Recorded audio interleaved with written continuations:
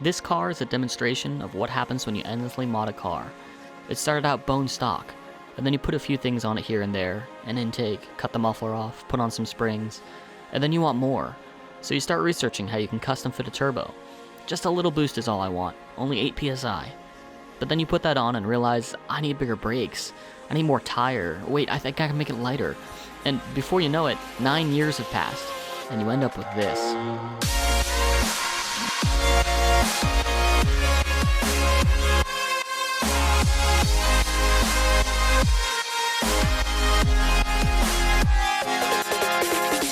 My name is Ben from Gears and Gasoline, and I drive a 1998 Ford Escort ZX2. Now I say it's a Ford because that's what it's badged as, but it's really more of a Mazda than anything else. It's actually the Mazda BG chassis, which is the same as the Mazda Protege. The engine that I've built for this is a first generation Z-Tech engine, which has nothing to do with Honda's V-Tech. It was an engine that was actually designed in Europe, and this is the first generation of the engine, which is an earlier design than what originally came in the ZX2.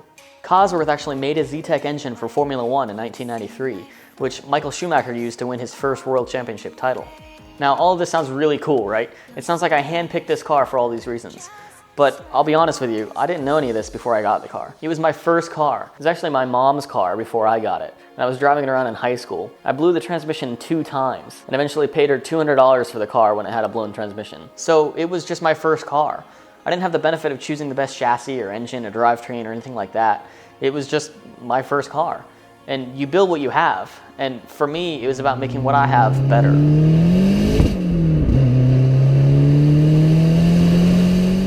I'll leave a full list of modifications in the description below, but I'll go through a few in this video. It's fully forged internals with JE pistons and Eagle rods. I've cryo-treated the crankshaft and ported the head. It's got a Roush T3 turbo, and I've got a Garrett GT 3076R that I might put on it if I don't make enough power. I've got Wilwood big brakes in the front with Volk T37 wheels. Fully gutted interior, and I'm planning on putting a cage in it eventually. It's got an MS3X ECU, which I'm running as a standalone ECU. Many of you guys have been asking me how much power it's been making, and honestly, I don't know. The engine's not broken in yet, so I can't run full boost yet. But I can tell you that I'm expecting to be making about 300 to 350 wheel horsepower, which doesn't sound like a lot, but that's the point. The car weighs just over 2,000 pounds, so if I put any more horsepower into it, it would just become a drag car, and that's not what I want.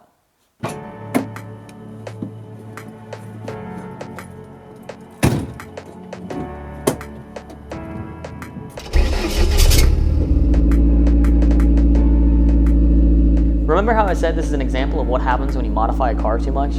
Well, I'm not done. There's still a lot that's left to be done on it. The oil drain line leaks a little bit of oil, and I need to get new coilovers for it.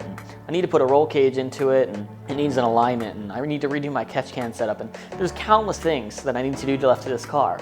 And that's part of the joy to me, is the journey of building this car. And I'm always going to be building it, because that's what I enjoy doing. People spend a lot of time researching cars, trying to figure out which one has the most horsepower or which chassis handles better. And it's easy to look on Instagram at all these other people's cars and think that you have to have that car in order to be happy. But if there's anything that my first car has taught me, it's that sometimes the best car to modify is the car you already own.